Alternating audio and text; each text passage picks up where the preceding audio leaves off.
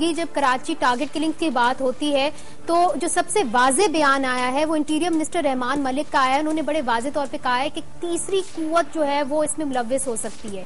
ایک طرف سے انہوں نے کہا ہے تیسری قوت ہے, ایک طرف سے انہوں نے کہا ہے غیر جمہوری قوت ہے, اور انہوں نے کہا ہے کہ جو لبرل جماعتیں ہیں ان کو لڑانے کے لیے یہ تیسری قوت جو ہے وہ ملوث ہو سکتی ہے. کس کی طرف اشارہ ہے ان کا؟ اس کی زیادہ وضاحت تو جناب خود رحمان صاحب کر سکتے ہیں, لیکن ہم یہ سمجھتے ہیں کہ کراچی میں جو ٹارگٹ کلنگ ہو رہی ہے تیسری قوت تو کراچی کے اندر نہیں ہے. اگر ہے تو وہ باہر سے امپورٹ کی جاتی ہے, کیونکہ کئی مرتبہ یہ بات ہم نے بتائی بھی ہے اور رحمان صاحب نے سینٹ میں بھی ایڈمٹ کیا ہے کہ لوگ افریقہ سے آتے ہیں, جنوبی افریقہ سے آتے ہیں, ایک فلائٹ سے آتے ہیں اور اپنا کام کر کے پھر دوسری فلائٹ سے چلے جاتے ہیں. اگر یہ باہر سے کون لوگ آتے ہیں, کون ان کو بلاتا ہے, کون ان کے ٹکٹ کا خرچہ برداشت کرتا ہے, کون اسے اسلحہ پرووائڈ کرتا ہے, بہرحال اس حد تک تو یہ تیسری قوت باہر کی ہے.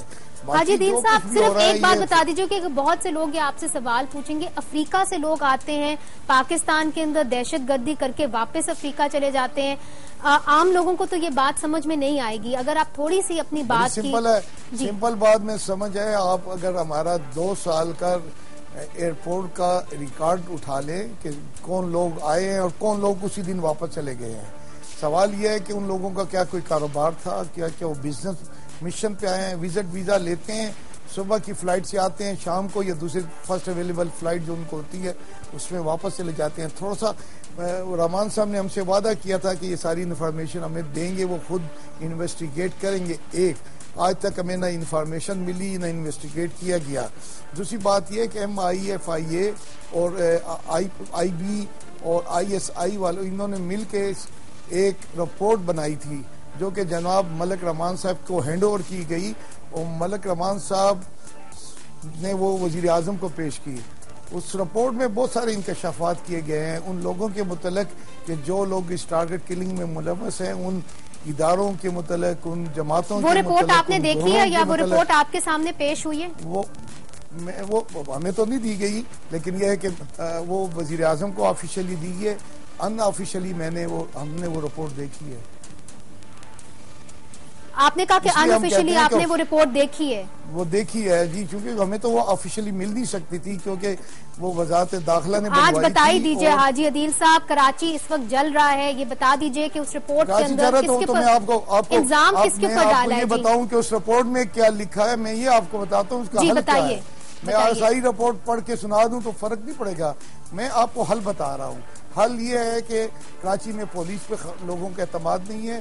پولیس اگر کسی شخص کو پکڑتی بھی ہے تو وہ جو مجرم ہے اس کے خلاف کوئی گواہی دینے کے لیے تیار نہیں ہے. رینجرز ناکام ہو چکی ہے, رینجرز آپ سے نہیں ہے کراچی میں, کئی سالوں سے ہے. آپ فوج کے حوالے کریں, ہمارے تجربے سے فائدہ اٹھائیں جو ہم نے مالاکنڈ میں کیا, اور آج بھی ہماری فوج بنیر میں, ہماری فوج مومن میں. جی حاجی عدیل صاحب, ادھر میں آپ سے صرف ایک بہت ضروری کوشچن پوچھنا چاہتی ہوں, بہت ضروری سوال, پھر ہم MQM کی طرف چلیں گے. مجھے معلوم ہے کہ آپ نے کہیں جانا ہے تو آپ نے مجھے کہا ہوا ہے کہ آپ جلدی جائیں گے پروگرام سے. مصطفیٰ کمال صاحب کا بیان آیا تھا اور انہوں نے کہا تھا کہ جو القاعدہ اور طالبان ہیں انہوں نے اپنا گڑھ بنا لیا ہے کراچی, اور وہاں سے لوگ اغوا ہو رہے ہیں, اور رینسم کے لیے جو رینسم آتا ہے وہ وزیرستان میں مانگا جاتا ہے. اور انہوں نے یہ بھی بتایا کہ 400 ملین روپے جو ہیں وہ کراچی کے بینک میں سے مختلف بینکوں میں گئے تھے, صرف ایک مہینے کے اندر وزیرستان کے بینکوں میں گئے تھے.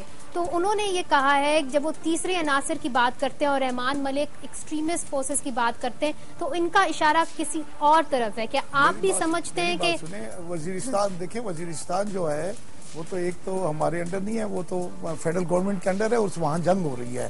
وزیرستان میں آج بینک کام نہیں کر رہے ہیں, وہاں تو لوگ بھی نہیں رہ رہے ہیں. نہیں, مگر وہ ان کا یہ کہنا ہے کہ وہاں سے کچھ عناصر آ کے کراچی کے اندر بس گئے. اگر یہ پیسے گئے ہوں یا نہیں گئے ہوں, اگر یہ کہا ہے تو ہم تو القاعدہ کے خلاف ہیں, ہم تو طالبان کے خلاف لڑ رہے ہیں. ہم نے اس وقت تک 500 کے لوگ اپنے دیے ہیں, القاعدہ شہید ہوئے ہیں. ہمارے MPAs کو انہوں نے قتل کیا ہے, ہمارے وزیر کے بیٹے کو قتل کیا ہے, اسفندیار ولی خان صاحب پہ حملہ ہوا ہے, ان کی بہن پہ حملہ ہوا ہے, ہمارے کئی لیجسلیٹر مرے, ان کے بچوں کو مارا ہے. القاعدہ تو ہمیں معاف نہیں کرتی ہے. اب یہ ہو سکتا ہے کہ آپ دیکھ لیجئے کہ کراچی میں اگر القاعدہ ہے یا طالبان ہیں تو جی اگر وہ کہتے ہیں تو صحیح کہتے ہوں گے، میں اس سے تو انکار نہیں کرتا، کبھی ہوں گے، ضرور ہوں گے، لیکن القاعدہ میرے جلسوں میں تو خود کا حملے کرتی ہے، میرے دفتروں پہ آپ کی حملہ ہوتا ہے، لیکن کچھ پارٹیوں کے جلسوں پہ، ان کی گیدرنگز پہ، ان کے دفاتر پہ کبھی بھی القاعدہ نے اور طالبان نے حملہ نہیں کیا۔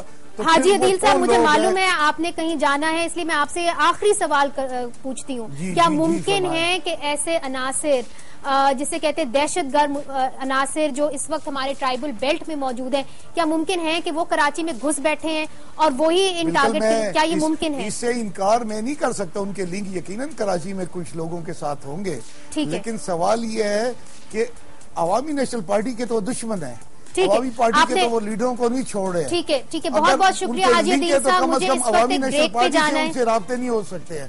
ٹھیک ہے، آپ نے بڑی یقیناً ہوں گے، ہمارے ساتھ نہیں ہو سکتے ہیں۔ جی، آپ نے بڑی کلیئرلی یہ بات کر دی ہے، بہت بہت شکریہ ہمیں جوائن کرنے کا، مجھے معلوم ہے آپ نے کہیں جانا ہے۔ اس وقت ہم بریک پہ چلتے ہیں اور بریک کے بعد ہم MQM کا موقف لیں گے۔